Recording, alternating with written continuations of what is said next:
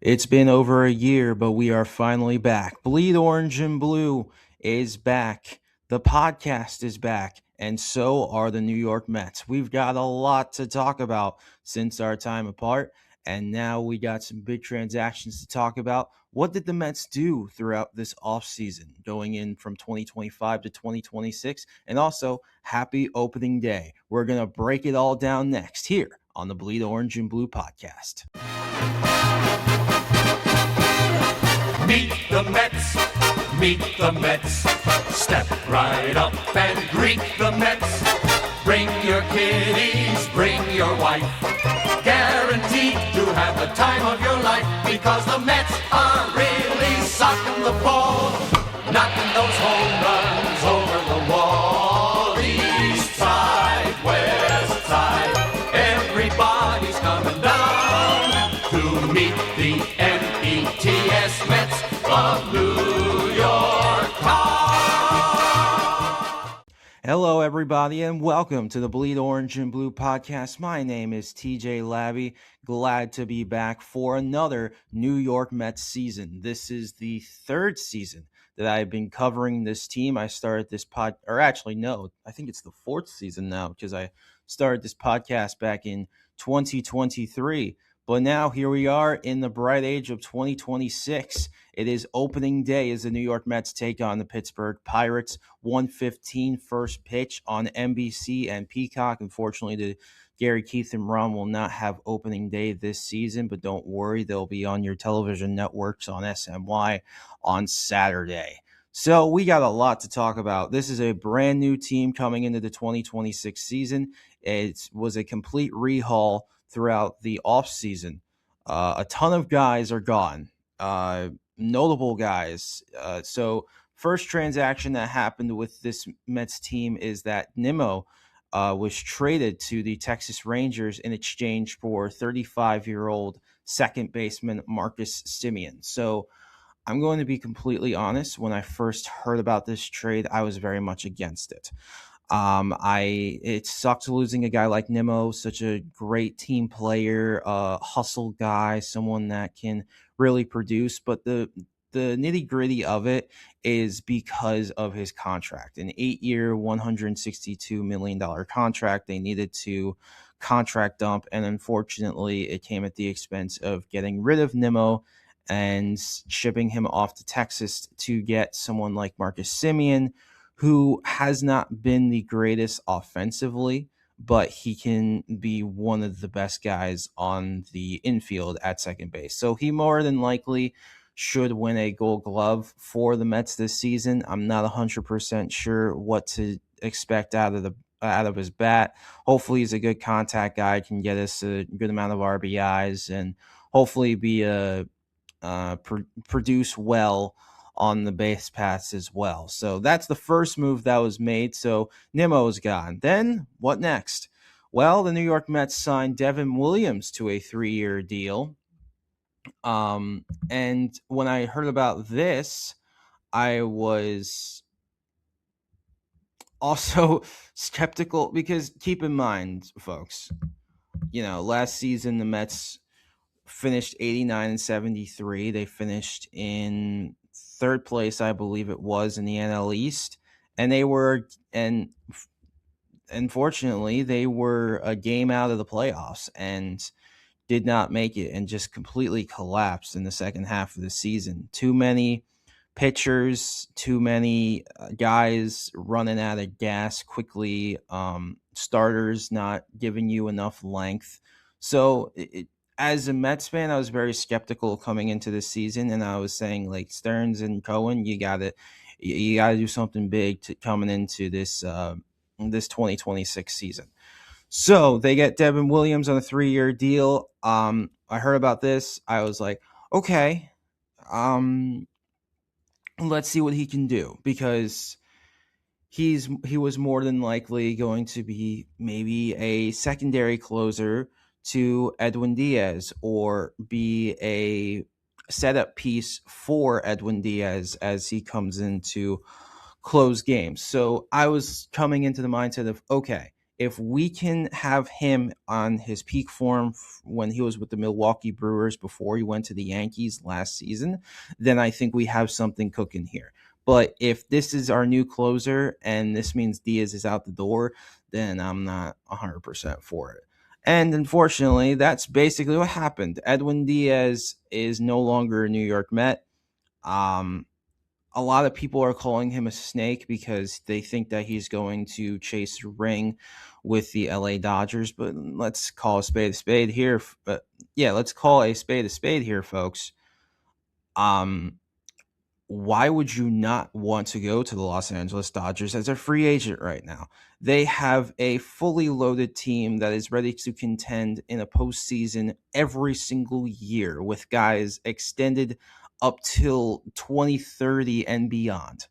So, like, it was really a no-brainer for Diaz in the span of his family and everything with his kids, and plus the Mets lowballed him. Plain and simple. I mean, they gave him an offer. I think it was 3 years, 66 million, and he declined it. And then he goes to the Dodgers on a 3 year, $69 million deal. So I may die on that hill alone, saying that Edwin Diaz isn't a snake and that he basically just did what was the best for his family, and that's perfectly fine. If Mets fans think he's a snake and he's going to get booed out of the building when the Dodgers come back in the summer, then it is what it is. Everyone's entitled to their opinion, and that's my opinion. So that that uh, that happens. It's horrible in itself, and then the ultimate needle mover, unfortunately, is also out the door, and that man is Pete Alonso. So he's gone too. He signed a 5 year deal with the Baltimore Orioles to become their first baseman, and the Mets didn't even decide to give him an offer.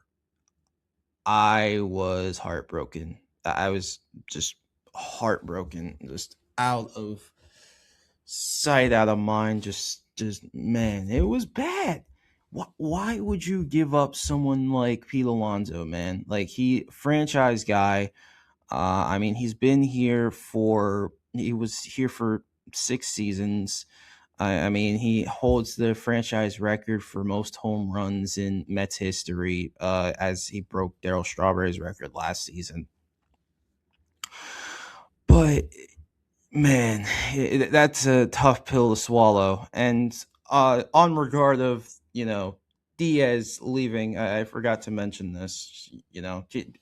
Bear with me. It's around like 10 o'clock in the morning, so I had another episode prepared and ready to go last night, but the audio decided not to work and the video quality was not the greatest. So I'm trying to get this out before first pitch at 1:15 today because I got a lot of stuff going on. But anyways, basically to touch on the point with Diaz is I was that made me hate the Devin Williams move because that means great.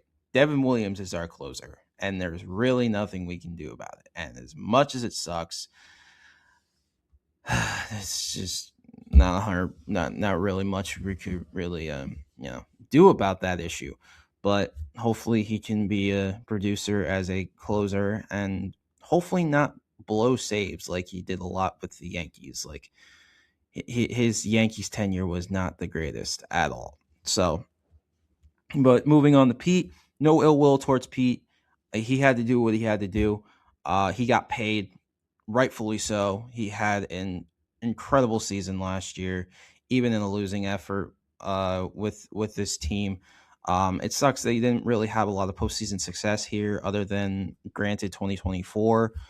22 was that team was really good and should have been the team of our dreams, really, and unfortunately they collapsed at the second half of the season and falling out of first place to the Atlanta Braves and then losing to the San Diego Padres in the wild card game.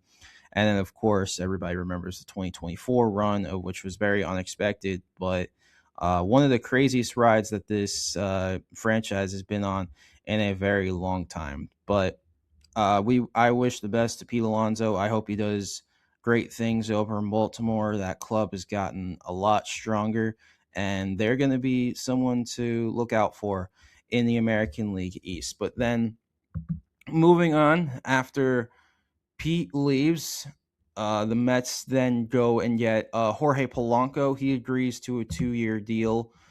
Uh, Switch hitter, one of the top guys in the Seattle Mariners organization last season. He had a fantastic season, over 20 plus home runs. Very big producer on the base paths. He has a great glove. So they're testing him out at first base. So it's a little concerning that he's playing a new position that he's never played before, but a lot of, reps in spring training. Hopefully he's ready for that. He's actually starting at first base today in the lineup, batting fourth. But yeah, I was the Jorge Polanco move. I thought, all right, solid move. You're building your way back from what has been an abysmal offseason. So after they get Jorge Polanco, they again, uh, excuse me, they then get Luke Weaver on a 2-year contract, former reliever from the Yankees. I know you're sensing a pattern here. The Mets are getting players or former players from the New York Yankees, but I mean, hear me out. I mean, Luke Weaver is a really good reliever too. He's going to be a very reliable guy in that pen. I'm very excited to see what he can do this season. He's one of those guys that you can trust on. He's of course had some rough patches with the Yankees as well. A couple of different, well, not a couple, a good amount of starts that, or excuse me, relief appearances that did not go the greatest, along with Devin Williams. But again, new scenery. They're in Queens now. It's a whole new season. Prove your worth and show us why you want to be here. So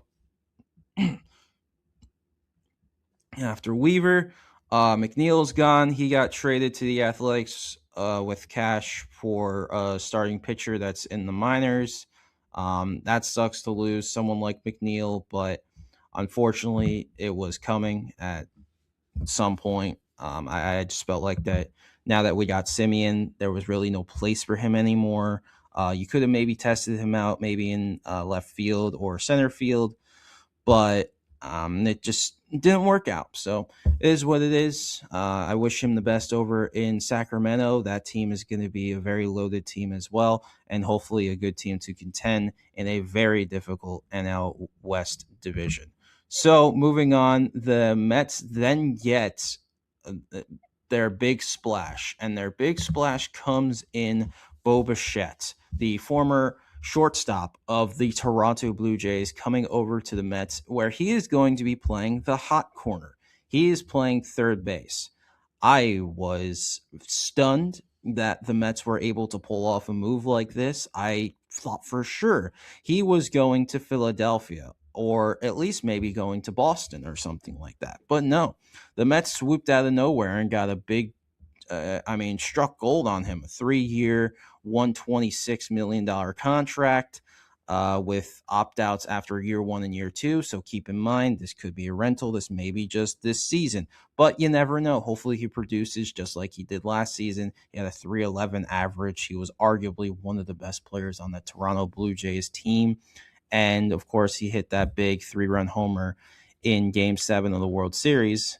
And unfortunately, it was a footnote after they lost to the Dodgers in extra innings in Game 7.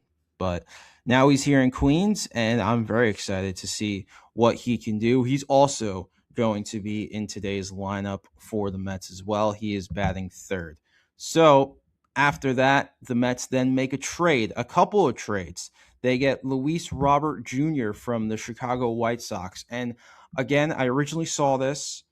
And I was like, we sure we want to get a guy that's been batting under 220 and around the 200s in the batting average for since, well, well beyond 2020.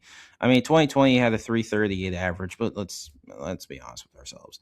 It was a 60 game season. There wasn't a whole lot going on in that COVID year.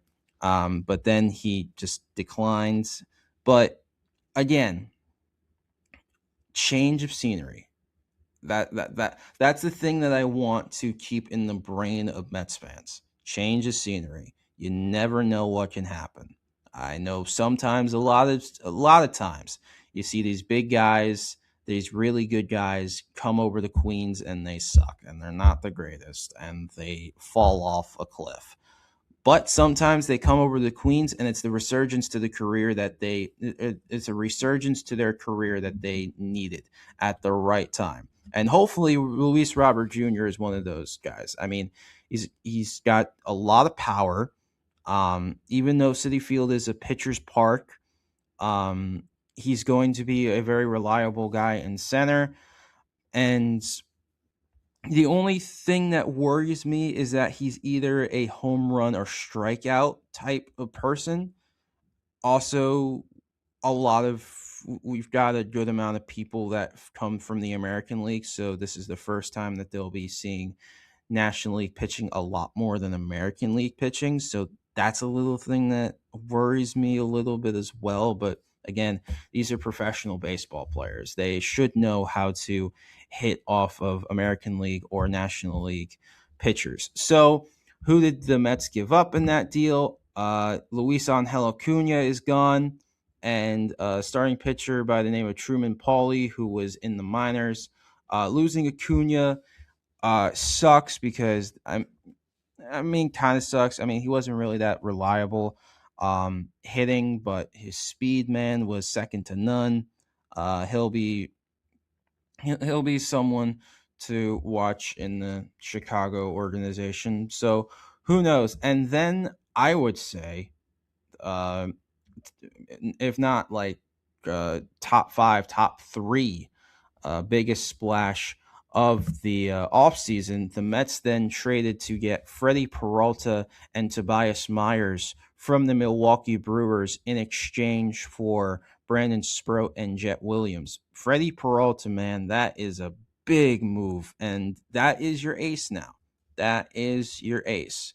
I mean, coming off of a 17-win season with Milwaukee last season, he's one of the most dominant pitchers in baseball, and now he's the ace of the New York Mets. And he is someone I am very excited to see because his stuff is nasty, man. Um, I know firsthand because we faced him opening day of 2024, and he carved the Mets apart. Not only did he carve us apart on opening day, he carved us apart every single start he had against the Mets because he's just that good. So who knows what happens, but I am really hoping that we see a good amount of wins out of Peralta this season. He's going to be someone to look out for in this Mets rotation and someone that's going to be a very vital part to this starting rotation. So getting rid of Brandon Sproat, it sucks. He was a great minor league guy, and he had a couple of good starts up in the majors. I thought we were going to see him progress more, and we will get to see him progress more because he actually made the team over in Milwaukee. So he's going to be in the starting rotation with the Brewers. Congratulations to him. Very happy that he is doing good over in Milwaukee. And then Jet Williams, he's going to keep progressing in the minor league system with the Milwaukee Brewers. Tobias Myers, I forgot to mention him. He's going to be a great bullpen guy too. He's got some heat-seeking stuff out of his pitch sequence. So I'm very optimistic to see what he can do as well. And on top of any other notable moves that the Mets did, that's pretty much it. So that is the big moves that the Mets have made this offseason. And now it translates into the 2026 season. So what are we supposed to expect from the 2026 season? Um I got a question from Gary King on my Instagram because I tried to get like questions for the podcast, and I remember the question he was asking my record prediction. So before I give you my record prediction, I'm going to give you my NL East standings predictions. I think Nationals 5. The Nationals are just not a great team. Their starting rotation is depleted. Uh, their offense is not the greatest. You're really only expecting a lot from maybe James Wood and CJ Abrams. Dylan Cruz, of course, is in the minors, so he didn't make the team. But yeah, it's not going to be a fun year for the Nationals. Four is the Miami Marlins, even though they have made no notable moves at all. Their rookies are going to be the ones that are going to carry them. Jacob Marcy, who came up last year and was tearing the cover off the ball. It sucks that you don't have Kyle Stowers on opening day or won't have him for a good amount of time because of his injury. You still got Xavier Edwards. Still got Otto Lopez, but there's a bunch of minor leaguers on this team for the Marlins. Three now. It originally was the Mets. Number three was originally the Mets. But now, considering all the injuries and all the things going on with the Atlanta Braves, they are now number three. Even though a lot of their injuries are going to be more of a problem in the first half than it is the second half because they're going to get all their guys healthy via the second half. But you never know. You can be in a deep hole going into the All-Star break and at the point of no return. But yet again, a lot of teams can get hot at the right time and somehow squeak into the playoffs. Uh, Notable guys like Spencer Schwellenbach, he's on the shelf. Spencer Strider's on the shelf again. Jerickson Profar is out with because of suspension for 162 games because, of course, everybody.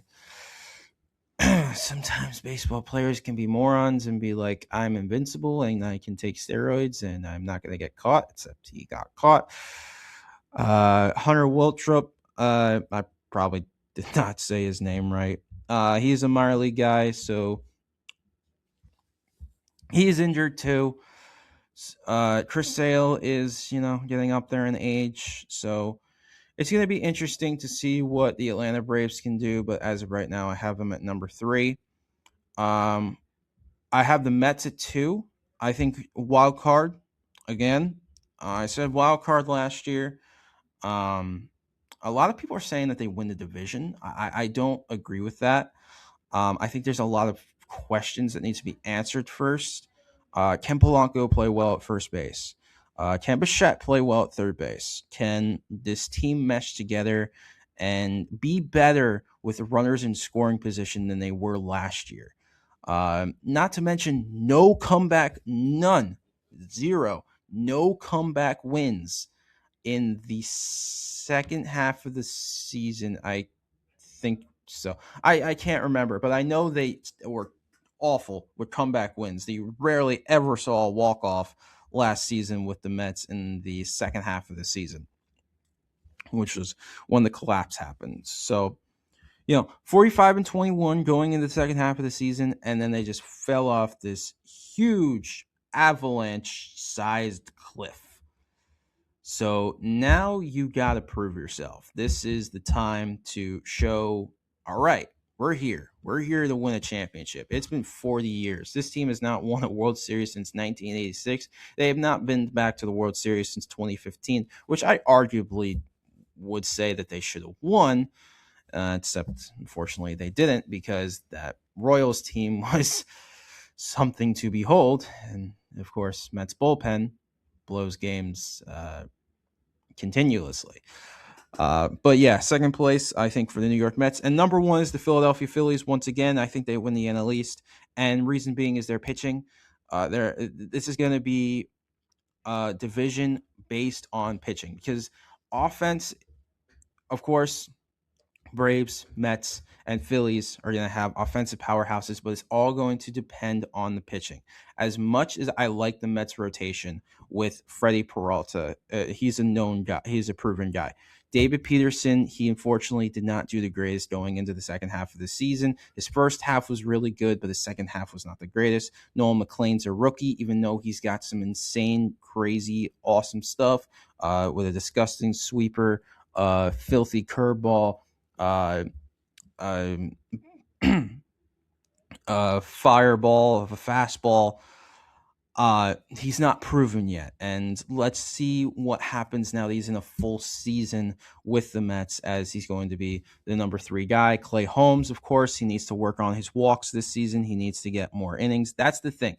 Your pitching needs to give you length. If your pitching's not giving you length, then it is going to be a very long season, because the Mets used 46 pitchers last season. That is something that cannot happen.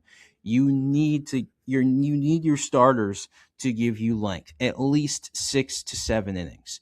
At least you gotta. The bullpen guys were very tired. You gotta give them time to warm up, obviously, and come out later on in the game instead of early in the game. And that's going to be a whole lot based on the pitching. And then, of course, Kodai Senga is the 5th guy. He came back from injury last year. He just did not look the same. But he looked good in spring training, and hopefully now that turns over into the regular season. So we will see what happens there. But as I said, Phillies, Aaron Nola, great.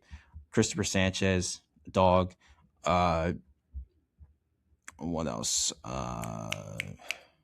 else? Jesus Luzardo, he's very good. The only liability in that rotation is Taijuan Walker. That's it. Which I don't even know if he's in the rotation or not. I don't quote me on that. And then Andrew Painter, who's a rookie coming into this season, who's got some good stuff as well. And of course, the notable guys with the Phillies lineup: Trey Turner, Kyle Schwarber, Bryce Harper. You need more production out of Alec Boehm this season. But they're going to be a team to contend with in the NL East. So, record prediction, to answer your question, is going to be 85 to 90 wins. That's what I set the New York Mets at. And this division can very well get out of hand very quickly. So we need to be very consistent, and we're going to have a tough test ahead of us. I mean, we play the Pirates to open up the season, facing Paul Skeens. So you never know. Anything can happen, man. So 85 to 90 wins, second place in the wild card. But before we get going, let's preview today's game between the Pirates and the Mets. Of course, opening day at Flushing. It's a beautiful day today. It's going to be 70 degrees. So anybody going to the game is going to have a fantastic time. My uncle Zach is actually going there today. Hope he has fun getting to experience an opening day. I got to experience a home opening day back in 2023. It was Mets versus Marlins. I remember going to the first game and the second game, which were 2 very good games. And they won both those games. It was actually Kodai Senga's home debut, the Nets game. That was when my church friend Bill Tucker was a season ticket holder at the time, but not anymore, and that's perfectly okay. But anyways, let's preview today's game. Paul Skeens, of course, coming off a great season with the Pirates last season, and then Freddie Peralta starting for the New York Mets. Your starting lineups today for the Pittsburgh Pirates: Onel Cruz is leading off, Brandon Lau batting second, Brian Reynolds batting third, Marcell Ozuna, a new pickup for the Pirates this season, batting fourth, Ryan O'Hearn batting fifth, Jared Triolo batting sixth, Spencer Horwitz batting seventh, Nick Gonzalez batting eighth, and Henry Davis batting ninth for the Pirates. One more time, O'Neill Cruz in center field batting leadoff, Brandon Lau at second base, Brian Reynolds in left field, Marcelo Zuna batting DH, Ryan O'Hearn in right field, Jared Triolo shortstop, Spencer Horwitz at first base, Nick Gonzalez at third base, and Henry Davis catching. Now, the starting lineup for your New York Mets is as follows. Leading off is Francisco Lindor. Batting second is Juan Soto. Batting third is Bo Bichette. In the cleanup spot is Jorge Polanco. Batting fifth is Luis Robert Jr. Batting batting sixth is Brett Beatty. Batting seventh is Marcus Semien. Batting eighth is Carson Bench, who is making his major league debut today, and he is rightfully deserving after slashing a 4.11 in spring training. This kid is going to be someone to watch. And then, of course, Francisco Alvarez batting ninth. One more time, Francisco Lindor, shortstop, batting first. Juan Soto in left field. Bo Bichette at third base. Jorge Polanco at first base. Luis Robert Jr. in center field. Brett Beatty at DH. Marcus Semien in second base. Carson Bench in right field. And Francisco Alvarez is behind the plate catching for Freddie Peralta. This game is on NBC and Peacock, so you get to listen to, I believe it's Jason Benetti, who is the play-by-play guy for the Detroit Tigers, alongside with, I believe the co-hosts, if I saw correctly, were Neil Walker and Al Leiter. Those will be their co-hosts. And, of course, Adam Ottavino will be there, too. I think he's sideline reporting. So, yeah, it'll be a fun day in Queens. Hot one, 70 degrees. As I said, it's going to be beautiful outside today. My prediction for this game, I think the Mets come out with a win, but I think it's going to be coming off attacking the Pittsburgh bullpen and getting a win later on, because it's going to be a pitcher's duel between these two guys, and Freddie Peralta and Paul Skeens. So it's going to be something to watch. But also, I forgot to mention that my girlfriend also put a question on the Q&A thing as well. So let me take a look at that. The question she asked was, will you be strictly Mets only for this podcast, since you have LMK, which is the LMK Sports Review podcast that I run with my buddy Brendan Kaiser here at the college, and try to upload eventually when I can? Or will you switch it up a little? Nothing changes. We're back to Bleed Orange and Blue this season. We're going to get some more Mets content out. As I said, trying to get this out today because, audio and all the just a bunch of stuff happened last night, and it's just whatever, but it is what it is. I was happy enough to get this out today. But yeah, we're full swing Mets now. LMK is on Wednesdays at 11:30 if you are interested in seeing it, and eventually those recordings will be up on YouTube. But of course, we have clips on our Instagram if you want to go follow that. But yeah, and a new thing this season before I close and conclude is we are not doing game 1 through game 162 this season. We are doing series recaps. So, because it is so much more easier to do series recaps than it is to do game 1 through game 162, because I tried to do it last year and I got burnt out after game 8, which was when Francisco Lindor hit the walk-off against the Toronto Blue Jays. That was the second game of the opening homestand for the Mets. So yeah, we're doing it a lot differently this season. It's going to be series recaps. We're hopefully going to have some guests on as well. But yeah, be expected for that. Of course, sometimes there will be a change of scenery as well. Today, I'm obviously at my community college in a study room. But then there will be some episodes where it'll be recorded in the room where I stay at in New Britain with my grandparents.